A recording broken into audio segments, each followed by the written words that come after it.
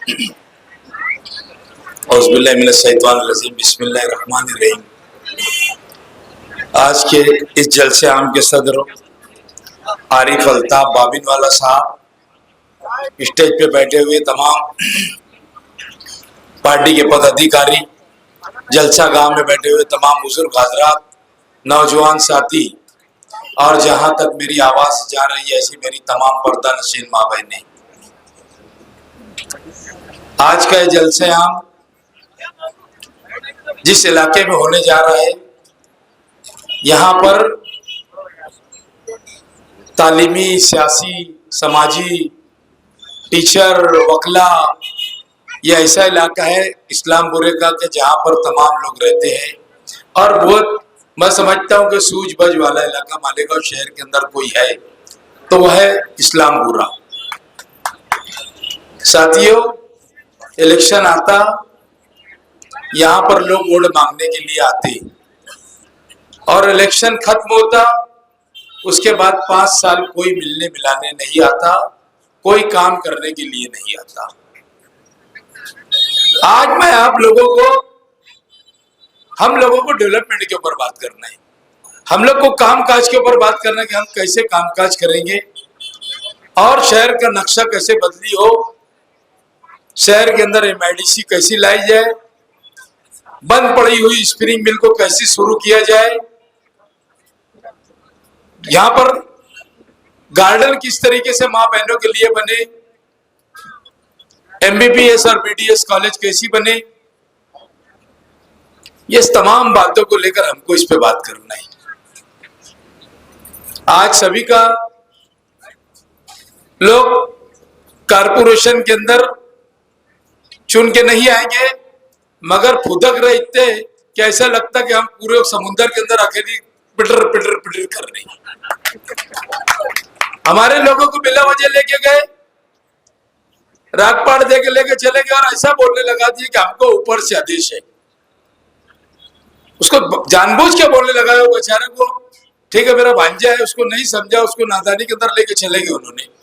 पर कुछ वक्त के लिए मुझे फोन आना चालू है, क्या ऐसा सहवाग ने किया, मुझे भी बड़ा दुख हो गया, सहवाग ने ऐसा क्यों किया।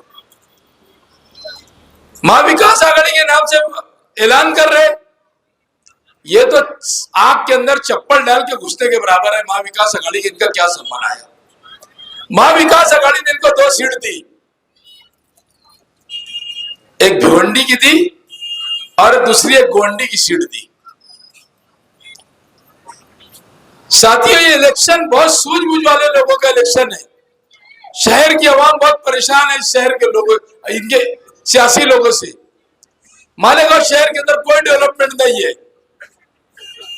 आज रोड रास्ते आपको देखते होंगे, अपने शहर के रोड रास्ते किस तरीके से खराब हो गए। पूरा शहर धूल और गुब्बार से परेशान है। यहाँ पे एक हॉस्पिटल नहीं ऐसा बनाया गया कि जो अपने घर का कोई बीमार पड़े या अपन बीमार पड़े तो उसकी बीमारी का पूरा इलाज होकर वो दवा खाने के अंदर से बाहर निकले। स्पिनिंग मिल कई सालों से बन पड़ी है मालेगांव शहर की। यहाँ के सनतकार लोगों का एक हिस्सा है स्पिनिंग मिल, मगर यहाँ के लीडरों ने कभी भी उसके ऊपर तवज्जो नहीं दी कि हम किस तरीके से मालेगांव शहर की रीढ़ की हड्डी माने जाने वाला शहर, पावरलूम का शहर, उसको स्पिनिंग मिल को हम कैसे चालू किया जाए। यह तौफीक कभी नहीं हुई यहाँ के लीडरों को। पीछे 52 टीचरों का मामला था, उसके अंदर मैं समझता हूँ 40 लेडीज टीचर ऐसी थी कि मैं समझता हूँ कि नयापुरा और इस्लामपुरे के अंदर रहने वाली थी। जो कारपोरेशन के अंदर लगे थे उनको कारपोरेशन ने निकाल दिया और वो बेचारे बहुत परेशान रहते थे। मैंने खुद खुद उनकी मदद किया और मदद करने के बाद उन लोगों को ड्यूटी पे रुजू कराया, मगर सियासी जलन यहां पर बहुत है। एजाज बेग ने कराया, उस वक्त का असिस्टेंट कमिश्नर शिरीष पवार को बोल के, और वो बेचारे ड्यूटी के ऊपर रुजू हो गए। उनका वापस जो उनको ऑर्डर दिया गया था, वापस ऑर्डर ले लिया गया, और आज तक की वो बेटी अपने घर के अंदर बैठी हुई है। और ये काम शेख आसिफ साहब ने किया था, शिरीष पवार को बोल के, मैं नाम भी अधिकारी का बोल रहा हूं। इनको सियासी इतनी जलन है कि काम तो नहीं करते, और लोगों के काम में काली करने का काम इनको बड़ा अच्छा आता। अभी हमारे हजरत वाला बीमार है, अल्लाह उनको सेहत तंदुरुस्ती दे, और जामा मस्जिद के अंदर आके ताज्जुद की भी नमाज लोगों को पढ़ा, यही हमारी दुआ उनके लिए रहेंगी। उसके ऊपर भी राजकारण चालू कर दिए। अरे सब क्या जिंदगी के अंदर राजकारण ही है? अल्लाह ने उनको जिंदगी बख्शी है तो उनके लिए दुआ करना चाहिए, और उनको तो ये करना चाहिए कि अल्लाह ताला इनको जिंदगी दिया। उनको तो ख्वाब में हुजूर आए थे तो उन्होंने अभी से तौबा दिल्ला कर लेना था, इसकी निशानी है कि जो उनके साथ हुआ। सियासत चालू करती है, महल्ले महल्ले में जा रही है उनकी बहन, और बोलती दुआ करो मुफ्ती साहब के लिए कि बहुत बीमार है, बहुत ऐसा है, लोगों को रुला रहे। ये धंधे शुरू कर दिया अभी इन्होंने। अभी इनकी बहन रुला रही, अभी 1-2 दिन के अंदर देखा ताहिरा मैडम भी रोएंगी, अभी तुमको स्टेज पे दिखेगी रोती। 100% रोएंगे ये। इनका पहिया खसक रहा है शहर के अंदर, इनके पास कुछ है नहीं।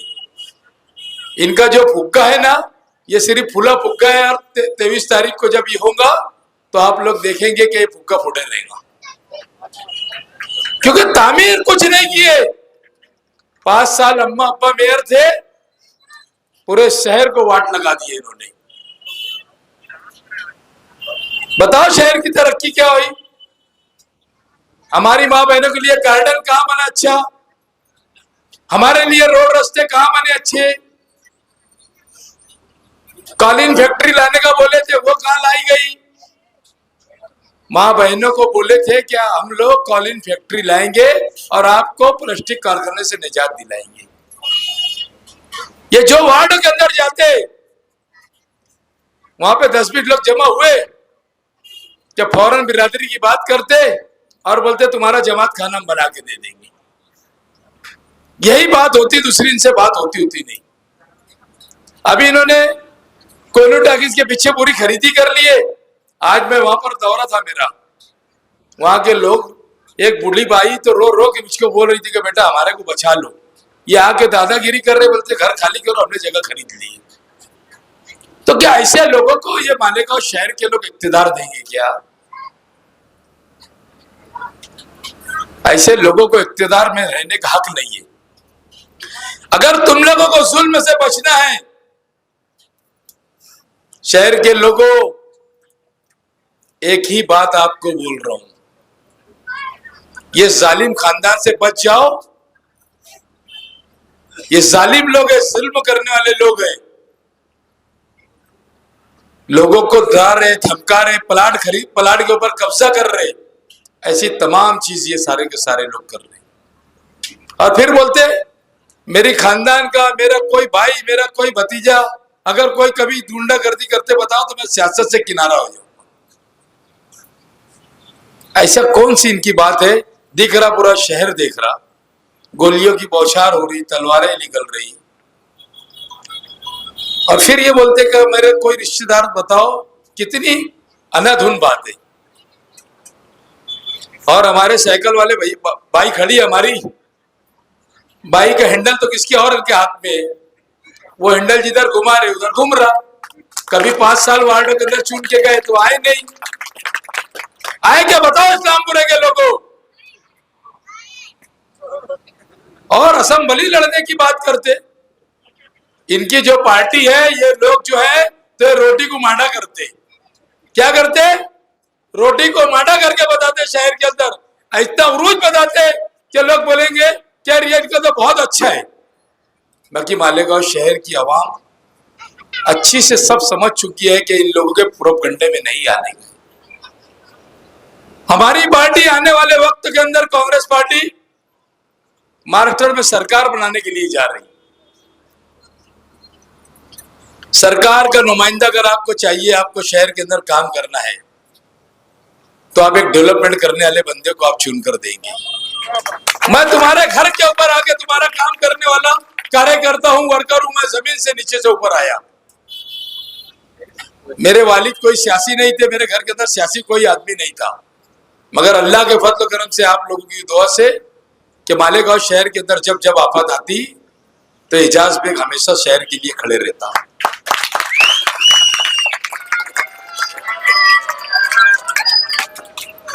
बताओ, यहां पर मेरे बुजुर्ग लोग बैठे होंगे, नौजवान साथी बैठे होंगे कि 2001 का फसाद जब शहर जल रहा था, पूरा एकदम पूरे शहर के आजू बाजू से अंगारे शोले भड़क रही थी।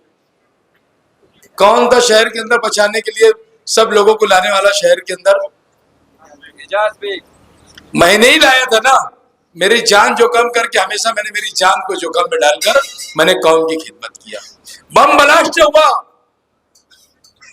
कब्रिस्तान के अंदर, आप बताओ कि सबसे पहला पहुंचने वाला बंदा वो था एजाज बेग। शेख आसिफ साहब को तो पब्लिक ने मार के अकाली, अगर मैं उसको सामने साइकिल दुकान के घर में नहीं डालता तो उस दिन लोग उसका खात्मा कर देते थे। सिर्फ वो पॉलिसी करने के लिए जगह जगह पहुंचते और काम करने उड़ने के लिए कहीं नहीं पहुंचते। कोरोना के पीरियड की बात समझ लो आप लोग। कोरोना के अंदर सिर्फ और सिर्फ तुम्हारा भाई, तुम्हारा बेटा एजाज बेग दिखता था, कोई नहीं दिखता था। मैं 15-15 घंटे कोरोना के अंदर काम करता था। लोग रोते थे, चिल्लाते थे, चिखार करते थे। जब किसी के घर के पास एक पुलिस आती थी क्वारंटाइन के लिए ले जाने के लिए, तो पूरा मोहल्ले के लोग ऐसा छुप के देखते थे, अरे बाप रे पुलिस आ गई। ऐसी खतरनाक उस वक्त के माहौल था। मैंने हर जगह जा जाके जीवन हॉस्पिटल में गया। वहां पे जो चावल दिया जाता था, वहां पे जो अनाज दिया जाता था, जो भी दिया जाता था, उसके अंदर कीड़े निकले। उस टाइम में मैंने ही पर्दाफाश किया कि ये गलत अनाज दिया जा रहा है लोगों को। 12 नवंबर में क्या हुआ, इस्लामपुरे के लोगों को मालूम अच्छी तरीके से कि एक मंसूबा बंद तरीके से फसाद कराना चाहते थे शेख आसिफ साहब। मैं नाम लेके बोलता, इनमें हिम्मत होगी तो मुझे कोर्ट नोटिस देना इन्होंने, और उसका जवाब मैं दूंगा।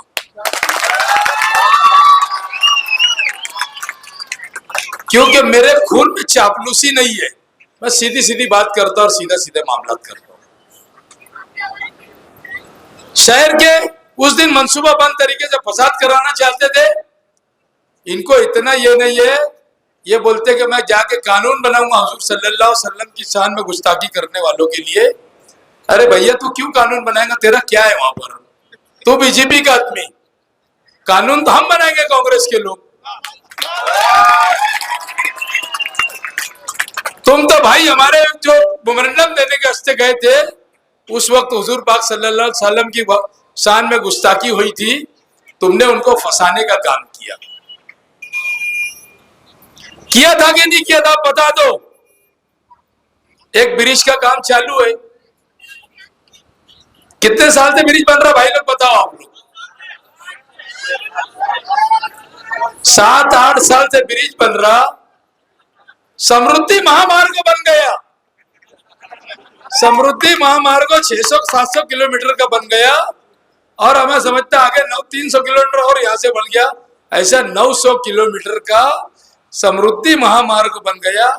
मगर हमारे लीडरान को, हमारे नादान छोटे छोटे बच्चे उस स्कूलों में जाते हजारों की तादाद में, इनके बारे में इन्होंने कभी नहीं सोचा कि हमारे बच्चे एक्सीडेंट होके मरेंगे कि क्या होंगे। जिनके बच्चे स्कूल जाते, उनके माँ बाप से पूछो कि उनके दिल पे क्या गुजरती। हमने धरना दिए, उसके बाद से काम को तेजी हुई। इनसे एक वायर नहीं हट रहा था ऊपर का। मैंने एमपीएसएल कंपनी के लोगों को बैठाया और एमपीएसएल कंपनी के लोगों को कहा कि ये अर्जेंट तार हटा के दो, और इनको बोला कि तुम काम चालू करो, या कमिश्नर के बंगले के ऊपर बैठा के मैंने मीटिंग करके वो काम को शुरू किया। इन्होंने सिर्फ पैसा लेना सीखा, दोनों लीडरों ने। इन्होंने पैसे की बात करते, पैसा लेते, और काम हो नहीं हो उनको क्या लेने का। वो तो अल्लाह का फजल करम से ऐसा हुआ कि ये पुल तो कभी बनता ही नहीं था। मैं तो ऐसा सोच लिया था आखिरी के अंदर कि इमाम अहमद रजा रोड के जो भंगार वाले हैं ना, इनको ही ऊपर ले आके बसा देता था। ऐसी नौबत आई गई थी। मगर वो एक और टेंडर उसके आगे का निकला तो वो एडजस्टमेंट हुआ, तो ठेकेदार ने काम शुरू किया। नहीं तो इन्होंने जा जाके इतना परेशान किया कि उसको जब चाहते थे ठेकेदार से पैसा ले, जब चाहते थे ठेकेदार से पैसा ले। आज कारपोरेशन 2000 करोड़ रुपए के कर्जों के अंदर है। म्युनिसिपैलिटी थी, एक जमाना ऐसा था कि म्युनिसिपैलिटी के टाइम, हाजी शब्बीर सेठ के टाइम में, ये मालेगांव की म्युनिसिपैलिटी नासिक म्युनिसिपैलिटी को कर्ज दिया करती थी। मालेगांव म्युनिसिपैलिटी कारपोरेशन को उनको ये दिया करती थी कर्ज। मगर इन्होंने इतना लोड खसोट किया शहर के अंदर कि आज कम से कम 1500-2000 करोड़ रुपए का कारपोरेशन कर्ज के अंदर मुब्तला है। आप बताओ, मैं मेरे भाइयों तुम लोगों को बताना चाहता कि आप दिल पे हाथ रख के बोलो कि पावर का मसला तुम्हारे साथ क्या हो रहा है। आज एमपीएसएल कंपनी ने किस तरीके से लोगों को परेशान करके रखा, इसका जिम्मेदार कौन है मुझे तुम लोग बता दो।